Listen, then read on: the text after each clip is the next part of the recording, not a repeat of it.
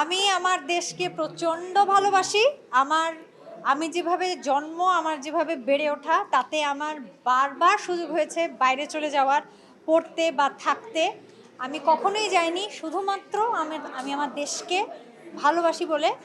এখনও যখন জাতীয় সঙ্গীত হচ্ছিল ইমোশনাল হয়ে যাই, চোখে পানি চলে আসে, কেন আসে আমি জানি না, হয়তো প্রচণ্ড ভালোবাসি তাই আবেগ থেকে আসে।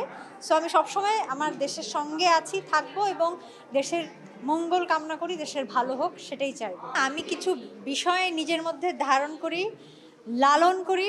যেমন আমার মধ্যে অনেক প্রেম আছে, আমার মধ্যে মুগ্ধ হওয়ার ক্ষমতা আছে। আমি খুব কৃতজ্ঞ মানুষ, এটা আমি আগেও বলেছি। আমি পারতপক্ষে মিথ্যা কথা বলি না। এই আমার মনে হয় এই সমস্ত গুণ ভেতরে থাকলে বাইরে কিছুটা সৌন্দর্য বোধহয় প্রতিফলিত হয়। এগুলোই কারণ, আর কোনো কারণ নাই। সবাই জিজ্ঞেস করে এত অ্যাওয়ার্ড ভালো লাগে কি না। আমার সব সময় ভালো লাগে, কারণ একটা মুভি করতে 2-3 বছর লাগে। শরতের জবার ডিরেকশন, প্রোডাকশন, স্ক্রিন প্লে সব আমার করা। এটার প্রস্তুতি নিতে আমার অনেক কষ্ট হয়েছে, অনেক সময় লেগেছে। তার জন্য আমি যদি 4-5টা অ্যাওয়ার্ড পাই, ভালোবেসে আমাকে যদি মূল্যায়ন কেউ করে, আমি অবশ্যই সেটা গ্রহণ করব, ভালোবেসে গ্রহণ করব। আমার ভালো লাগে অ্যাওয়ার্ড পেতে।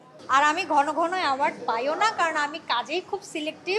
গত 25 বছর ধরে আমার এখন পর্যন্ত মুভির সংখ্যা 4টা। আল্লাহর রহমতে 4টাই মানুষের মনে গেঁথে আছে, 4টার জন্য আমি অর্জন প্রাপ্তি পেয়েছি। তো আমার কাজ কম, যখন আমি কাজ করি তখন মানুষ আমাকে মূল্যায়ন করে, ভালোবাসে। এটাই আমার প্রাপ্তি। আমি 8 বছর পর শরতের জবা করেছি, এবং সব আমি করি, খুব মনোযোগ দিয়ে কাজ করি। সো আমার কাজে একটু সময় লাগে। ফিল্মের প্রস্তুতি চলছে, ইনশাল্লাহ রেডি হওয়ার পর আমি বলি। আমি আগে এগুলো বলে খামাখা আগে বলতে হয় না, জানেন তো, কোনো কিছু আগে বলতে হয় না, হওয়ার পর বলতে হয়। অনেকের ভালোবাসা পেয়েছি, অনেক সম্মাননা পেয়েছি, প্রাপ্তি পেয়েছি। আমি না খুব বেশি ফিউচার নিয়ে চিন্তা করি না, কারণ সত্যি কথা যদি আমরা বলি তাহলে আমরা জানি না 1 মিনিট পর কী হবে। সুতরাং আমি এভাবে ফিউচার 26 কীভাবে, 27 কীভাবে যাবে আমি জানি না।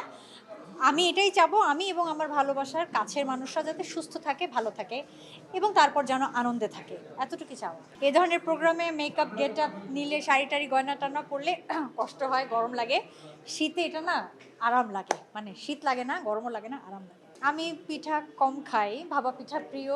আগে খুব খেতাম, এখন কম খাই, এখন পিঠাটা কম খাই। আমি নিজে বহু বছর উপস্থাপনা করেছি এবং আমি ছোট ছোট প্রোগ্রাম উপস্থাপনা করিনি, সব গ্র্যান্ড ফিনালে যেগুলো হতো, লাইভ টেলিকাস্ট হতো, সেগুলো আমি উপস্থাপনা করতাম। মানে আমি যখন কাজ করি না তখন আমি ক্যামেরা অবশ্যই মিস করি, কিন্তু আমি তো সব কাজ করি না, মানে অফার আসে সব সময়, সেটা ফিল্ম বলি, নাটক বলি, এই ধরনের প্রোগ্রামের অফার সবসময় আসে, কিন্তু আমি সিলেক্টিভ।